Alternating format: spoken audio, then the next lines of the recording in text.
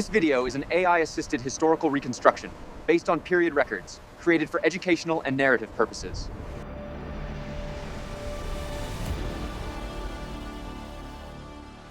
In 1912, the Titanic followed the rules, yet it still didn't carry enough lifeboats for everyone on board.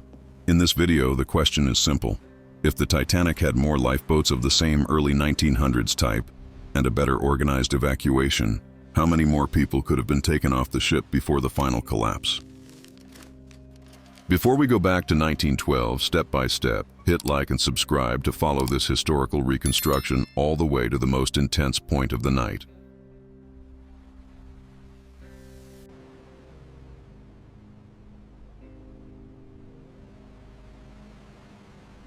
In 1912, the Titanic operated like a small floating city with strict routines for passengers and crew.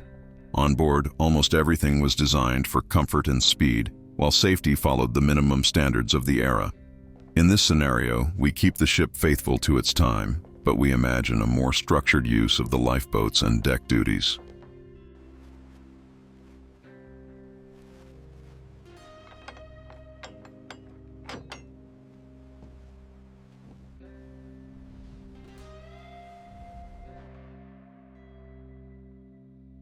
This doesn't introduce modern technology. It reinforces method, distribution, and readiness using what existed in 1912. What changes first is role clarity. Who preps? Who checks? Who directs the flow up to the boat deck?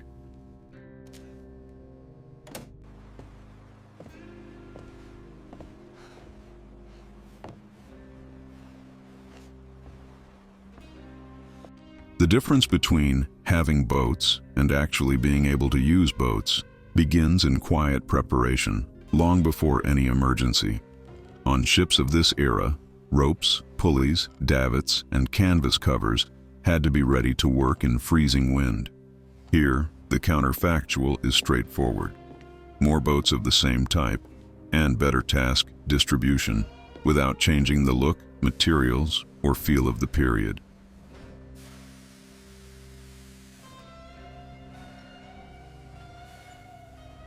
In 1912, life jackets were cork and canvas, and the boats were wooden.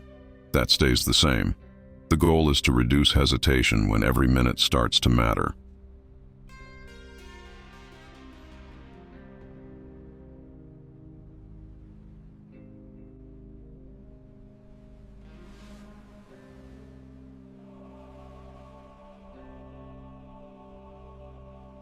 Ice warnings moved through the wireless that night, and how they were handled changed with timing and workload. The Marconi room wasn't a crisis center. It was a high-volume communications routine. Paper slips, tape, codes, and constant interruptions.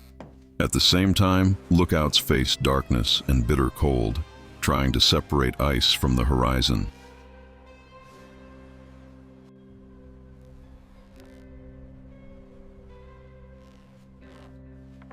Historical evidence suggests the sea was calm and the night was extremely dark, which stripped away visual cues on the water. In a more organized scenario, the gain isn't predicting the iceberg. It's responding faster once the risk becomes real.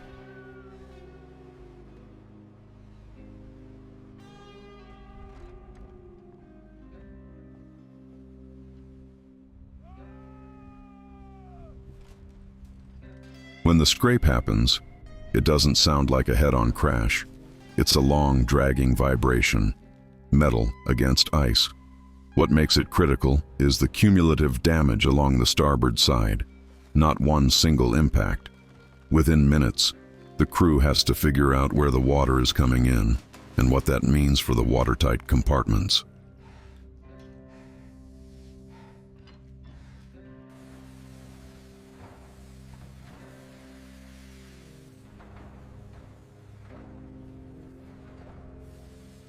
From here on, evacuation stops being theory and becomes logistics. Prep boats, move people, keep the deck working. The night starts being measured in quick inspections and practical decisions.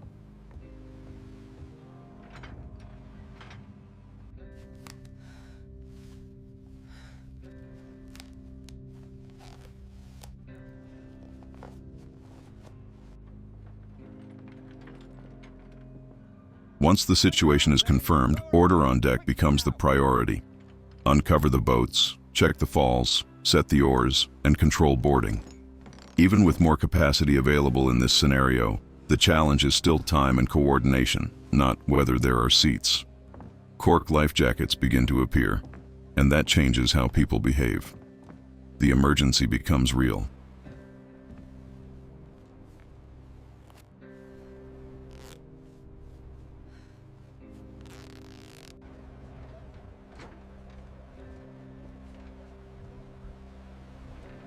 Efficiency comes down to sequence. Prepare, load, lower, release, and pull away. The more continuous that rhythm is, the more people can get off the ship before the list makes everything harder.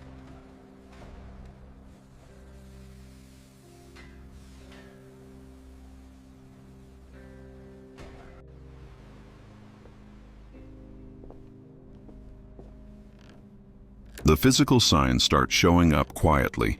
A subtle forward pull, deeper creaks in the hull. Officers begin monitoring the deck not only for evacuation, but because the geometry of the ship is changing. In real conditions, that directly affects launch speed, because every degree of tilt changes rope control and the boat's balance on the falls.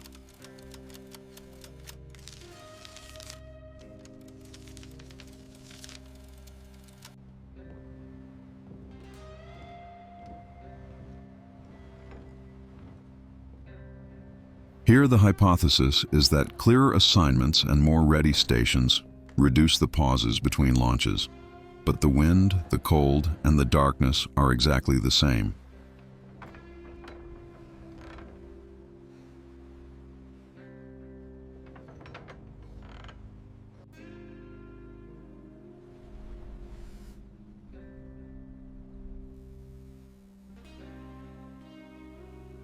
The start of an evacuation is almost always slower than people imagine, because no one wants to leave a ship that's still brightly lit.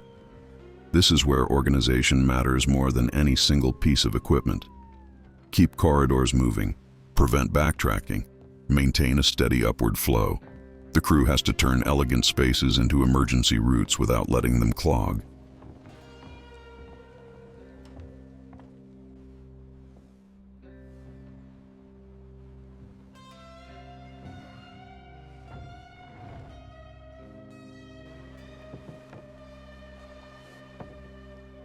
With more capacity, the pressure for last seats may drop, but boarding still has to be controlled. What sets the pace is disciplined repetition of the same procedure at every station.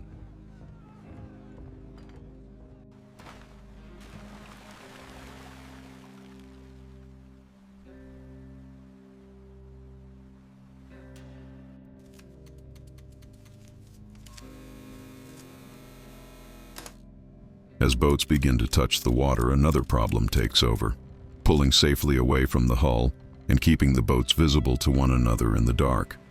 The night is brutally cold, and that makes every mistake cost more, because falling into the sea is almost always fatal within minutes. That's why rope control, boat stability, and coordination between stations become the center of the operation.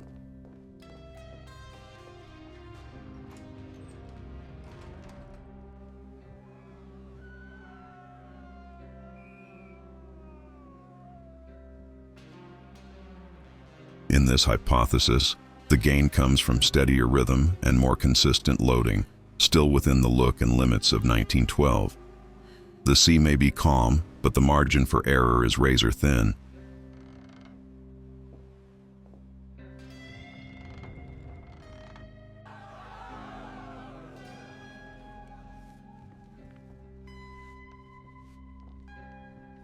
In the wireless room, routine becomes urgency.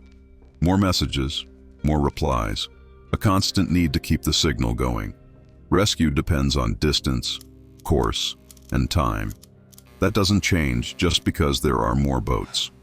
On deck, evacuation has to continue without knowing exactly when help will arrive.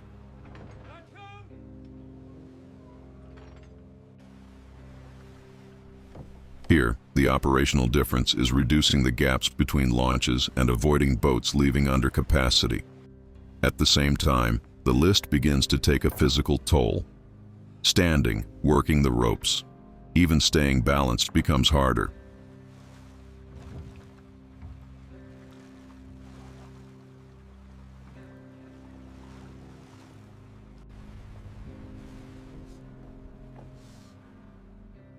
At this point, evacuation stops being a string of isolated decisions and becomes an assembly line under pressure. Every station has to repeat the process without breaking rhythm. This is also where small details, falls already set, boarding order, control of sway, start separating efficiency from wasted minutes. If you want to follow this reconstruction to the moment the hypothesis is truly tested at the edge,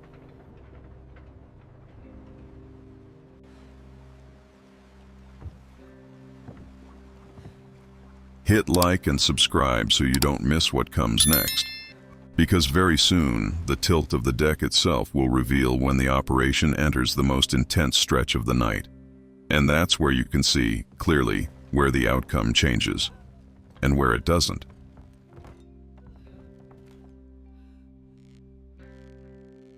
This video is an AI-assisted historical reconstruction based on period records, created for educational and narrative purposes. With more stations working, the focus becomes synchronization. Prevent davits from interfering with each other, keep lines moving, and make sure every boat leaves ready to row. The boat deck is now wind, groaning steel, and repetitive work. No room for improvisation. The angle increases and turns simple tasks into constant strain.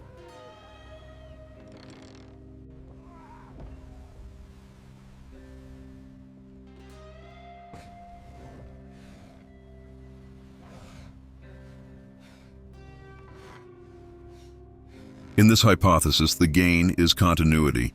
Fewer dead pauses between one launch and the next. You can start to see it out on the water. More boats nearby and less immediate scattering. When the hull starts speaking louder, sharp cracks, deep groans, the ship makes it clear time is running out. What used to be management becomes a race against geometry. The bow goes down, the deck angle changes, and every launch demands more control.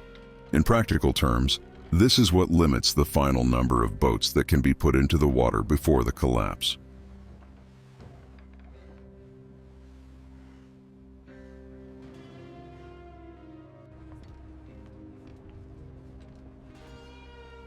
Here, the hypothesis is about squeezing the maximum out of the last minutes while staying faithful to 1912. This is the transition into the most intense operational stretch.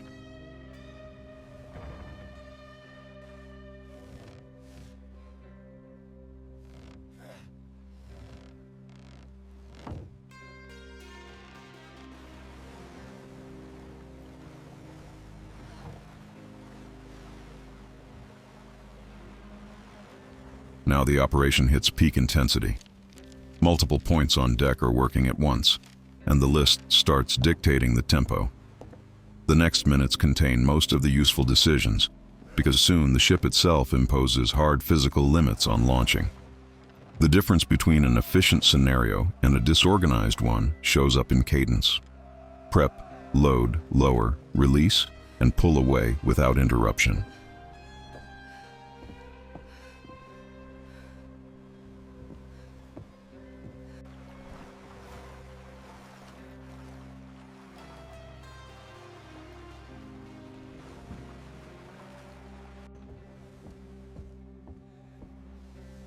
Nothing here is new technology. It's method, repetition, and consistent loading with wooden boats and cork life jackets. This is where the viewer can see, without exaggeration, the point where the hypothesis gets closest to its best plausible outcome.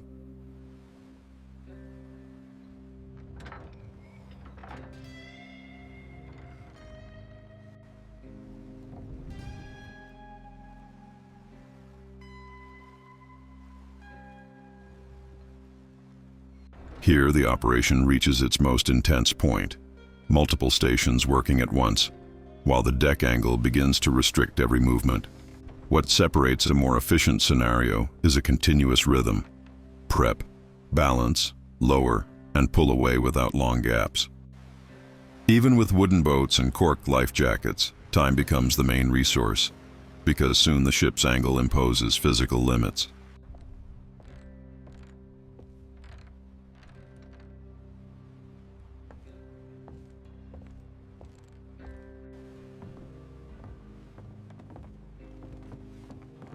For the viewer, this is where the hypothesis shows its maximum plausible performance, not because of technology, but because of method and repetition.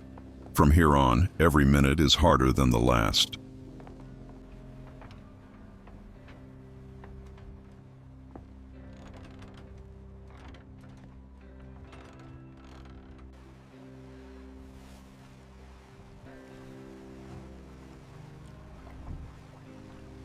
If everything worked in the best plausible 1912 scenario, this would be the closest thing to ideal.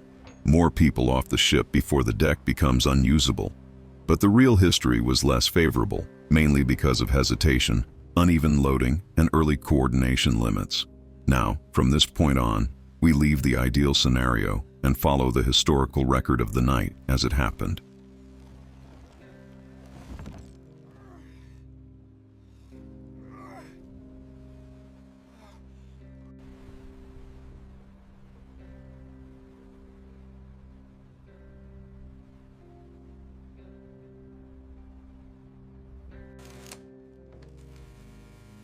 The same boats and the same cold remain. What changes is the pace, and that changes the numbers. The focus becomes how small decisions and delays compound fast.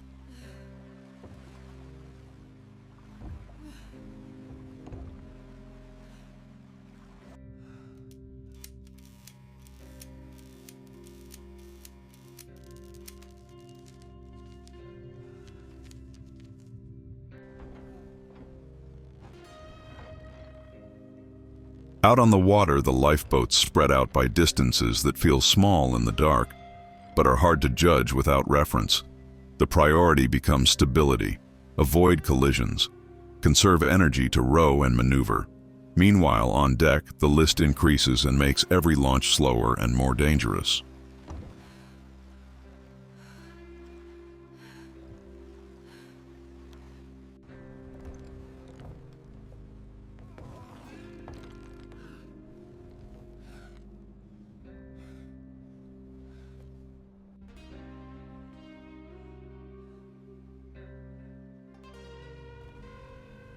Even without visible panic, the environment is heavy wind, grinding sounds, and constant physical effort. The calm sea is deceptive, because extreme cold turns any fall into the water into an instant emergency.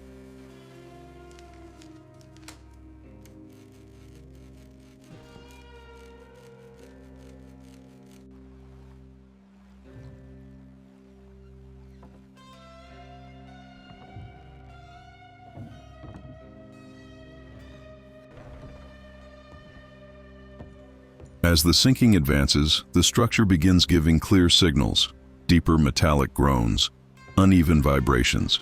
This isn't cinema. It's a hull under stress with water and weight shifting minute by minute. On deck, usable space shrinks and routes become harder, reducing the ability to keep evacuation organized.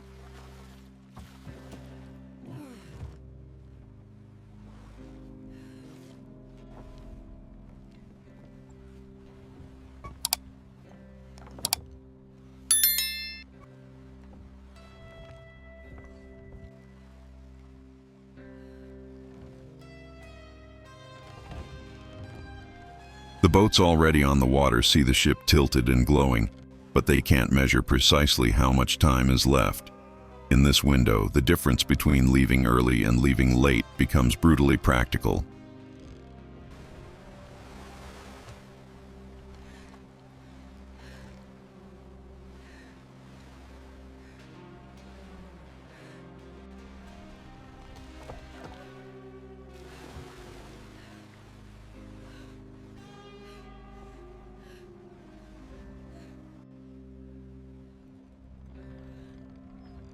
Back in the real scenario, one detail shows up again and again in survivor accounts.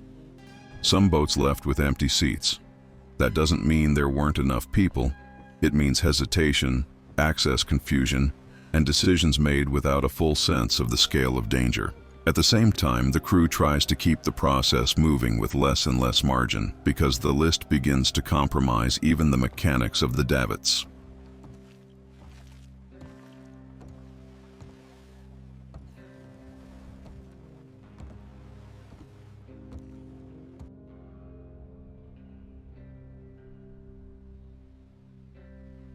In the wireless room, distress calls continue, but the ocean doesn't shrink distance. From here on, the night becomes a contest between physical time and human ability to organize.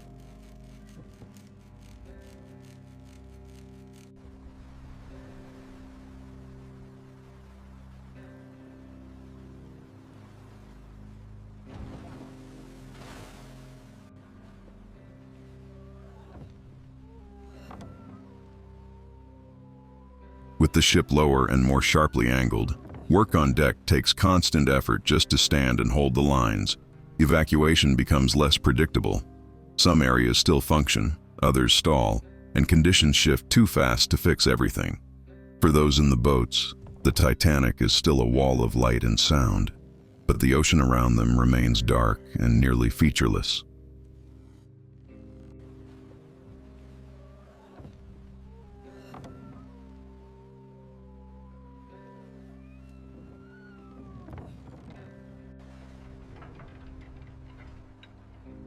Wireless communication stays active, but help is still hours away.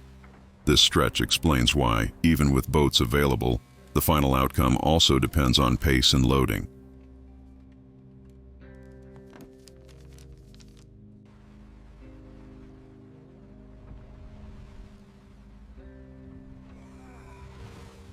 As the angle increases further, the Titanic enters a phase where the ship itself decides what's still possible. On the water, survivors watch the silhouette steepen while trying to keep boats close and stable in the wind. On board, the structural sounds intensify and movement becomes more limited, shrinking the remaining options.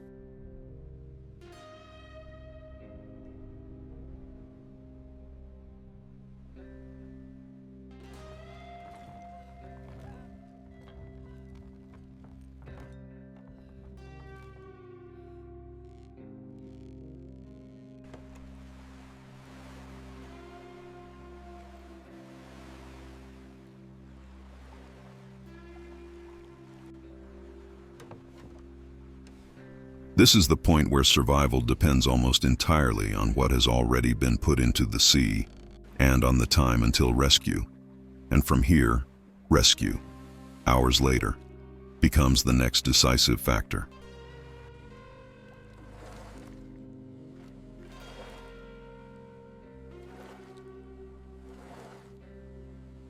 Hours after the sinking, what matters in the lifeboats is simple: be seen. Get close to a larger ship without flipping.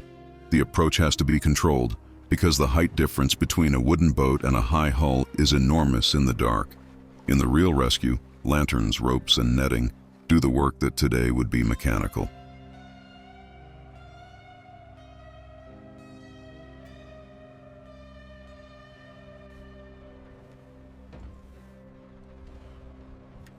On the rescue ship, every minute becomes repetition. Pull lines, steady the boat, bring people up one by one. Here, the scenario is no longer hypothetical. It's what evidence and first-hand accounts describe.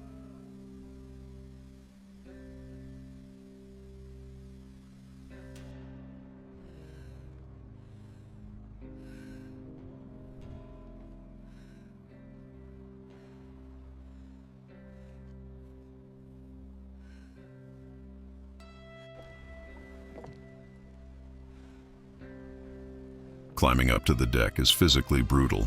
Frozen hands, heavy, wet clothing, a sea that still moves just enough to knock someone down. That's why rescue works like an assembly line, only reversed. From sea to ship, with rope, a steadying arm, and one step at a time. Once aboard, many are wrapped in blankets and guided into more sheltered areas.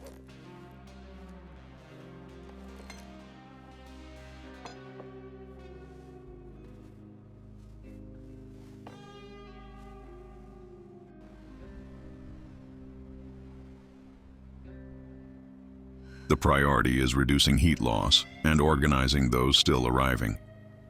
Even without seeing the Titanic, the outcome of that night shows in the number of boats and in the exhaustion on every face.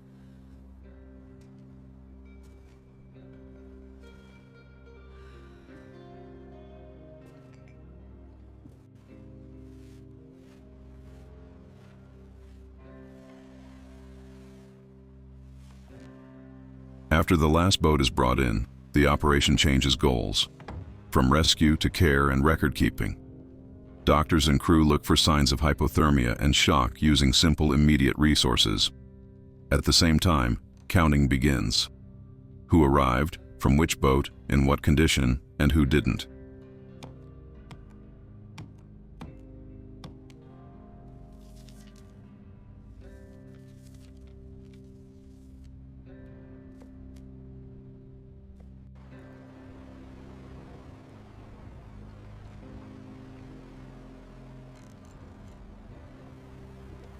That documentation isn't just bureaucracy.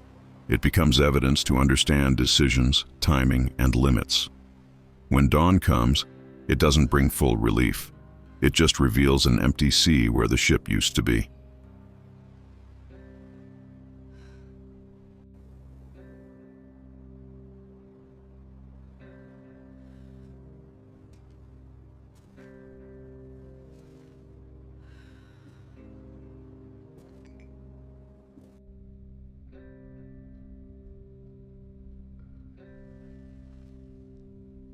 In the days that follow, attention turns to names, lists, and routes, rebuilding an entire night from fragments.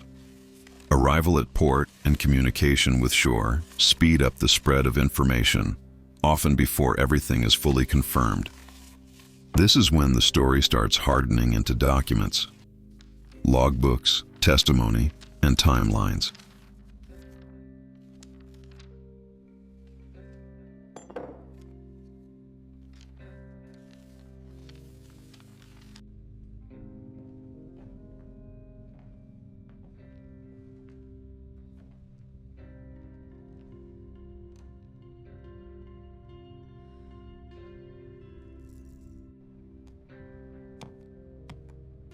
Beyond images of the ship, what remains is paper, times, procedures.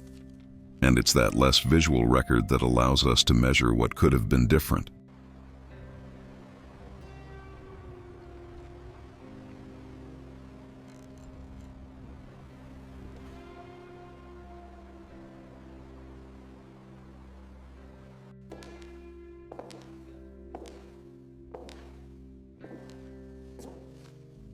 The 1912 investigations studied what happened in sequence: ice warnings, speed, lookout practices, and above all, evacuation.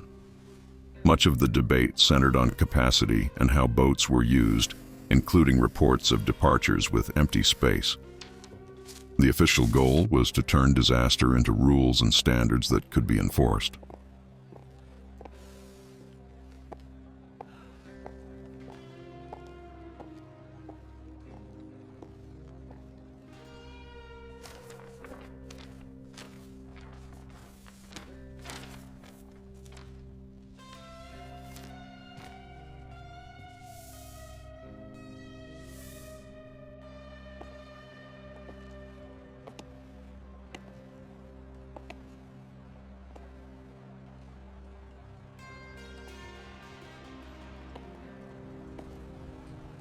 Looking at plans and reports, one thing becomes clear.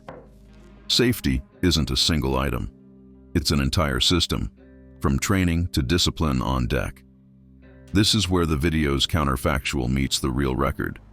Method and time change outcomes.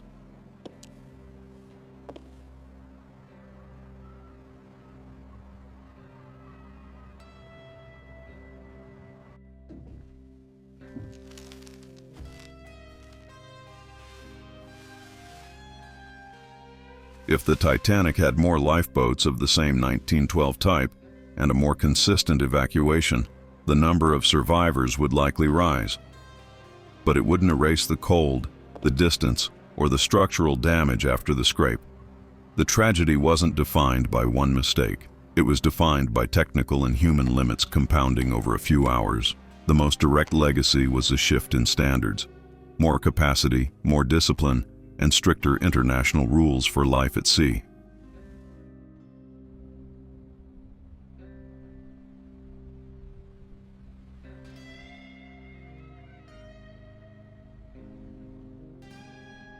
In the end, destiny here is a chain of decisions under a shrinking clock. And it's that chain, visible on deck and preserved in documents, that explains why that night is still studied today.